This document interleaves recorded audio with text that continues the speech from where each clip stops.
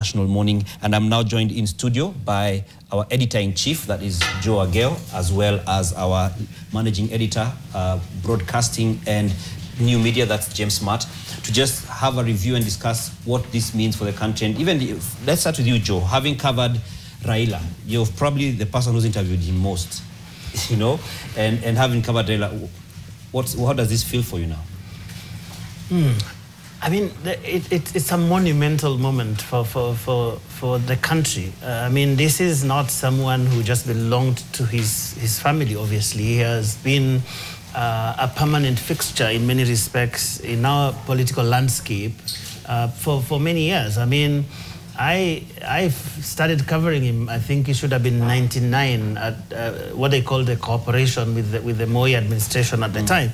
And seeing what has happened in his political career, living true to that moniker they gave him, which is an enigma, because at every turn he seemed to surprise friend and foe, sometimes in ways that earned him praise and others not so much. But at the end of the day, he's this person that it was difficult to imagine the politics of the country without Raila Odinga. And therefore, for me, it's the question of, wow, is this really true? This is big, this is different.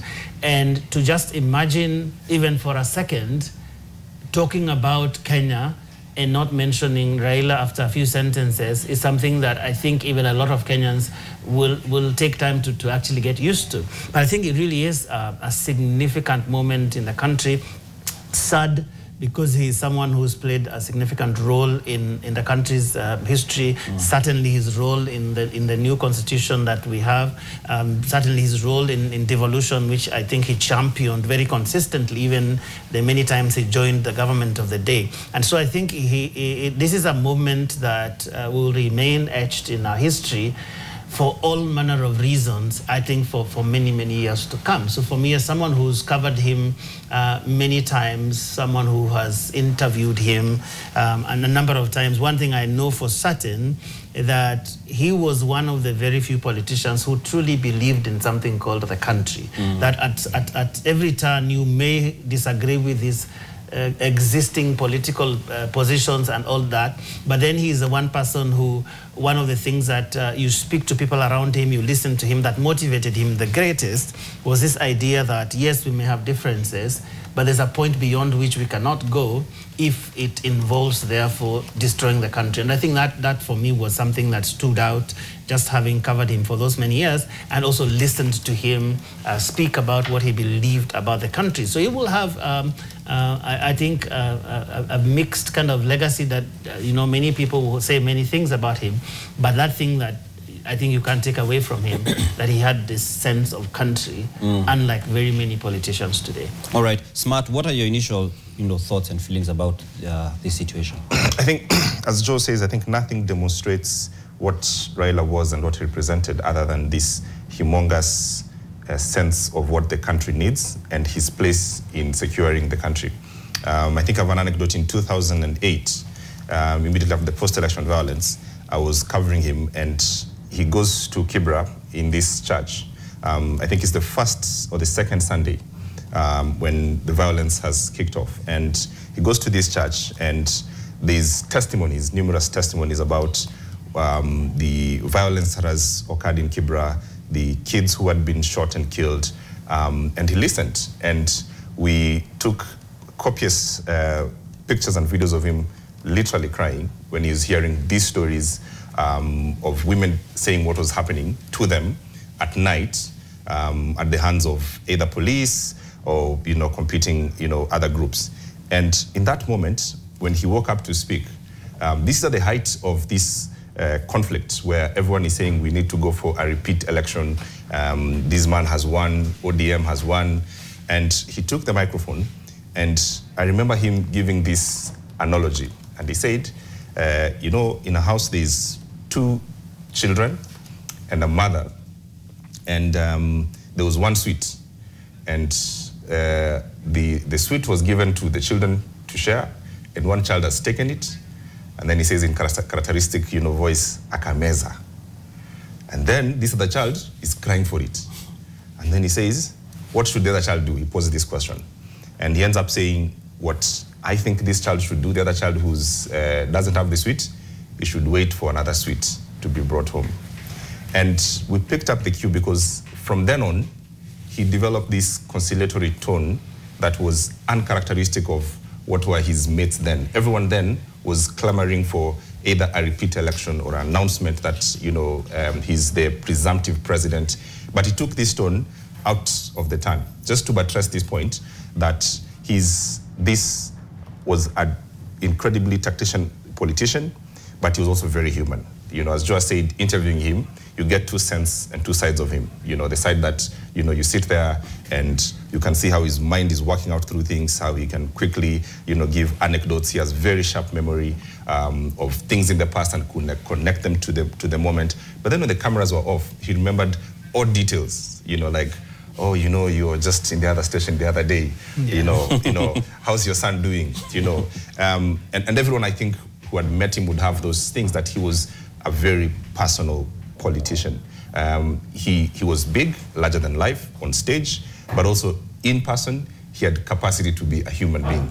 And I don't know about your stories with him. Yeah. I mean, and just one thing. I mean, it must be a very strange twist here, because apparently today is Oburu Oginga's birthday, 15th of October. So he turns, I think, 82 today. And this happening on the day that his younger brother, who was, for all intent and purposes, the leader of that family. I mean, if you think about it, Oburu was older than Raila, but in everything that happened there, he always deferred to the younger brother, and so that must be a very bitter sort of birthday for him. But yes, James mentioned something important. I mean, there was almost this two personalities between the man that this larger-than-life profile. He had all manner of names, Aguambo, Enigma, all those things. And so if you had never met him, you know, think is this guy who has horns and this. But when you met him, he was even the way he spoke, he would be very soft-spoken in those personal moments. And when he takes to the podium, he's a totally different figure. And that, for me, was fascinating to watch. But I think one of the things that James mentioned, which I think is extremely characteristic of the kind of person this was, just, I think, partly nurtured by the political period in which I think he grew, having grown up as a member of a political family. He would talk about African history, for example, like he was there, you know, talking about the Nkurumas of this world, the Abdel Nassers of this world. He had African history as its fingertips, but he didn't stop there. When you came to the Kenyan history, he would tell you what happened in 1922, tell you about Haridhuku, tell you about all these freedom heroes, Bildad Kagia, Kungu Karumba, and you name it. But then also, a lot of people will tell you from the part of the country where he comes from, that even when many people would have had him trace his roots to, I don't know, Nabongo, Mumia, and all these things. And it was a fascinating story, just his grasp of those lineages and to where he believed he traced his roots. So he was a lover of history, had a sharp memory, and he was able to then put context to this whole thing. In fact, even when he was running for the AU seat, it was unfortunate that it came in the context of a very different political environment, which to many minds contributed a great deal to what happened to him there. But you could tell that he had this grasp of African issues, whereas he was in his late 70s, that time going to 80, he actually had a good grasp of what the current issues in Africa were, whether you were talking about the AI revolution, whether you were talking about this whole trade barriers that make movement and trade in Africa very difficult. He had those issues at his fingertips, and he had a thing about talking about the big issues when he was out there with different heads of state, African infrastructure, and perhaps because he was an engineer, he loved this thing about roads and all kinds of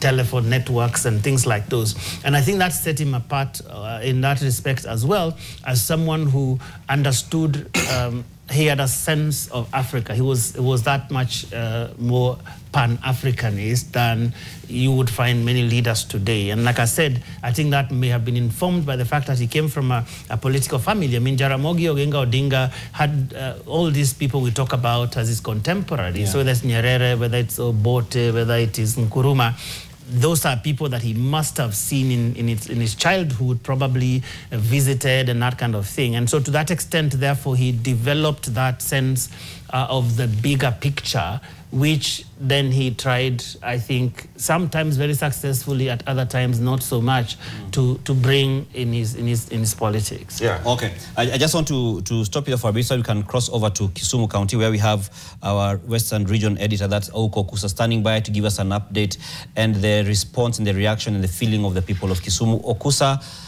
take it over.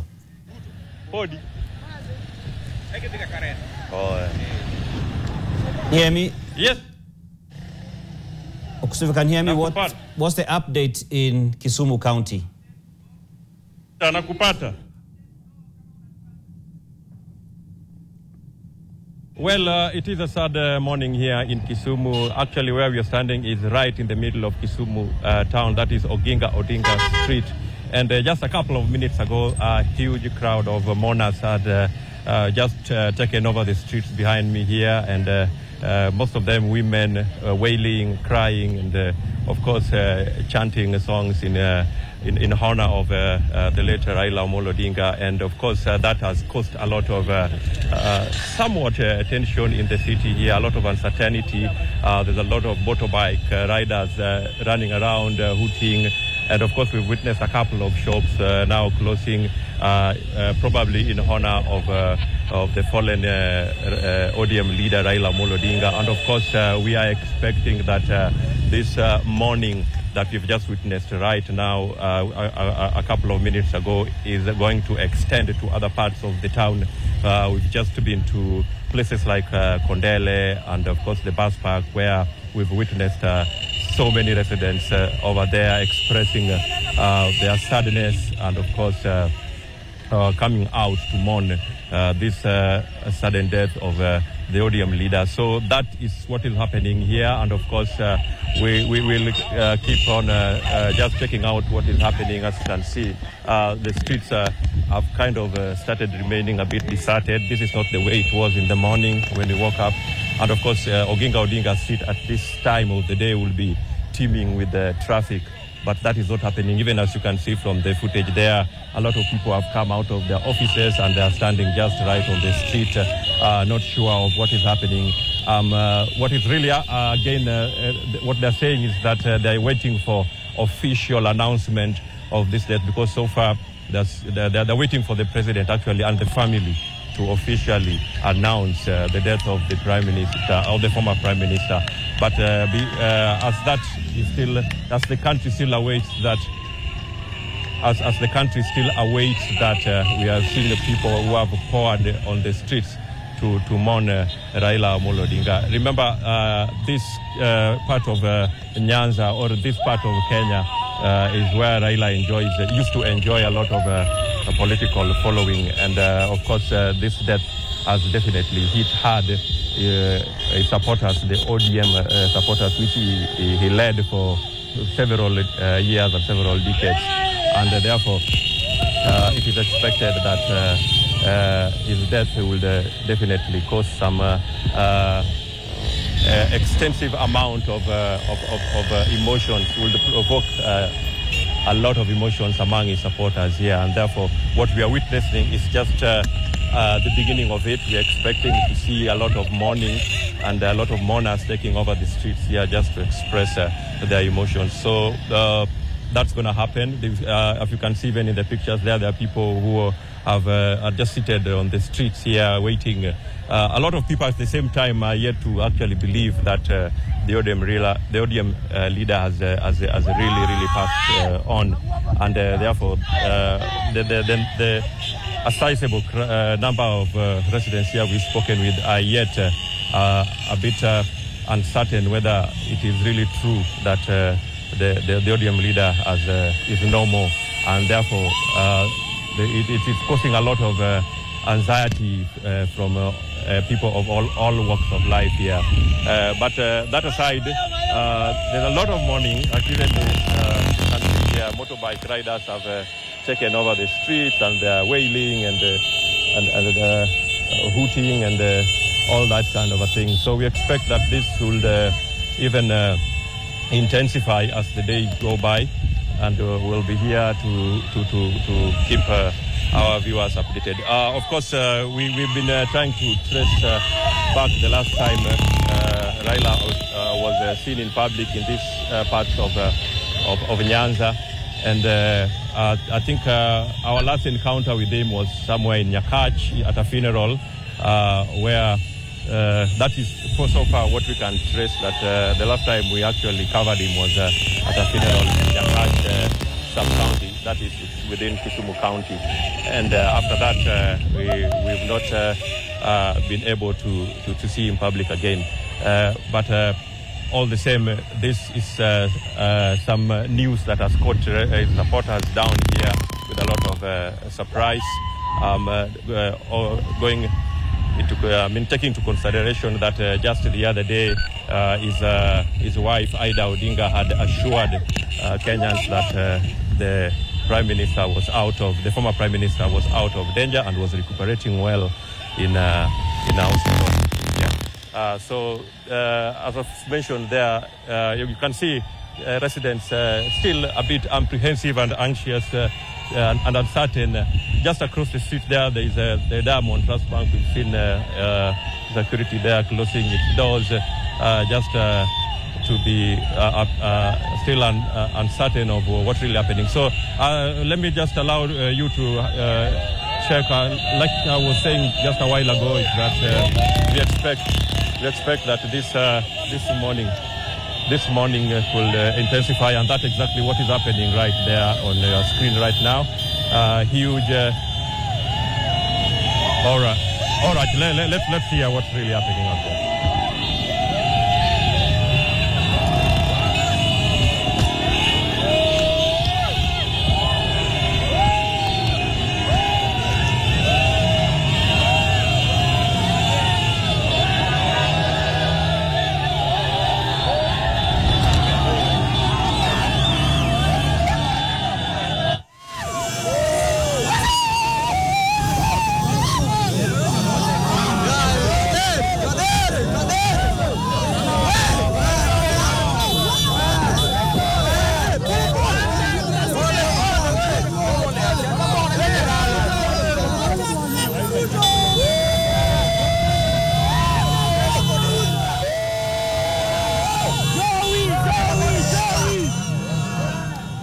Those are live pictures from Kisumu County as well as Bondo in the county of Siaya, which is the home of Raila Odinga.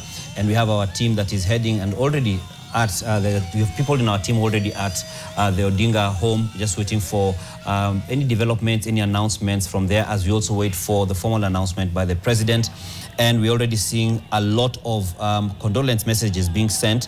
I'll just read some of them. We have John Mbadi, who is the CS for the National Treasury, or some would say the expert from ODM who joined cabinet. He says, painful. In him rests a towering African democratic giant, fighter for social justice, mentor and father. When history of Prime Minister Raila Odinga shall be written, it won't go untouched. He died a peaceful man who put the interest of the country above everything else. R.I.P. Baba. We also have a condolence message from Abiy Ahmed Ali, that is the Prime Minister of Ethiopia, saying, on behalf of the government of Ethiopia, I extend my sincere condolences on the passing of former Kenyan Prime Minister Raila Odinga. May he rest in peace. Then we have a man who has been very close to Raila Odinga, and that is Salim Lon. And I'll just get some excerpts of his condolences. He says, this is the saddest day in our history. Kenya will never be the same. Millions of hearts have been broken, mourning the passing of a leader who was never allowed to be president, and yet he still remained beloved for many more years than any president ever was, because Kenyans knew he was the one making sacrifices and fighting for a better life for them by reducing our gross inequalities. While all our presidents curtailed our freedoms and rights to entrench their power and wealth, Raila's vast popular following allowed him, whether without ever holding power, to enlarge democracy and inclusion for the struggling masses and the marginalized communities that languished in the farthest corners of this great land. That is why, despite at least twice winning the presidency, it was the loser who was announced the winner, and that is from Salim Lone. And we are also now joined in studio by Philip Kisia, who is not new to many of us. He has been in the political circles, he's been leadership in Nairobi. Karibu sana Bwana Kisia. Yeah, and just a couple more condolences. And good to see you. Yeah, so David Maraga, former CJ, says, I'm shocked to learn of the demise of former Prime Minister Raila Odinga, a patriot, a Pan-Africanist, a Democrat, and a leader who made significant contributions to democracy in Kenya and Africa. He says that Kenya has lost one of its most formidable leaders who shaped the trajectory of our beloved country. Africa has lost a leading voice in pushing for peace, security, and development. The world has lost a great leader. And he goes on to send his condolences to Mama Aida Odinga and the entire family, the Kibra constituency, which Raila represented for many years, the people of Siaya, where he hails from, and he says, may the Lord comfort us all as we deal with this enormous loss. There's also a condolence message I think I saw from the executive director, I think it is, of IGAD, who Dr. Wokni Gebeyehu, who says that today Africa mourns the loss of one of its most iconic sons, His Excellency Raila Amolo Odinga, an unwavering Pan-Africanist. He dedicated his life to the pursuit of democracy, justice, and unity. His lifelong struggle for freedom and equality inspired generations across Kenya and beyond, reminding us that leadership is not about power, but about service and sacrifice. IGAD stands with the people and government of Kenya in this moment of profound sorrow. His legacy will forever echo in the democratic foundations he helped build and the enduring hope he instilled across the continent. He says, may his soul rest in eternal peace, and may his example continue to guide us toward a freer and more united Africa. And there's a response that has come from the PS, Kori Singoe. Thank you for your words of comfort, Excellency. I think this would have been a good time for there to be that announcement from government to put things in perspective. But lots of condolences done coming in for this man who, as I mentioned earlier, was a permanent fixture of Kenya's politics for all of, I think, 4 decades plus. Yeah, and just this morning, the Speaker of the National Assembly, Moses Wetangula, has adjourned the sittings owing to this news, and we shall be getting that footage in not too long, where we even have some members of Parliament who broke down upon this news being confirmed.